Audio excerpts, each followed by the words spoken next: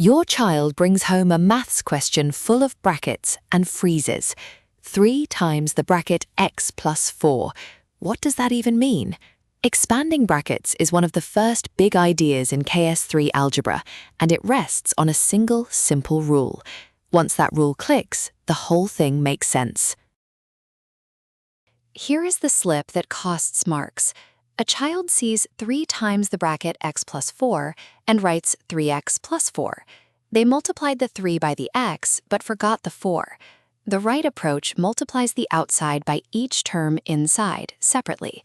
3 times x is 3x, and 3 times 4 is 12, so the real answer is 3x plus 12.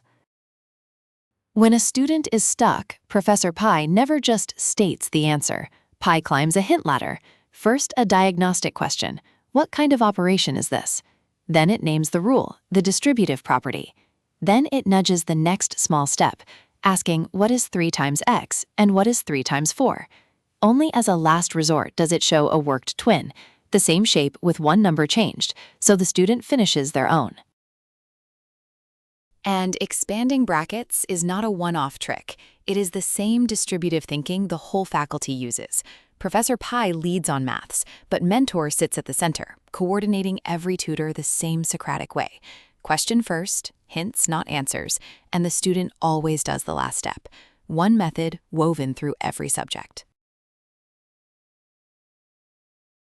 And before any algebra, Mentor checks energy. Green means push on, ready to learn. Amber means tired, so keep it short and core only. Red means rest tonight, because a tired mind makes exactly the sign slips we just talked about. Well-being comes before any worksheet. We are now inviting the first 100 founding member families. It does not replace a great teacher, and it never will.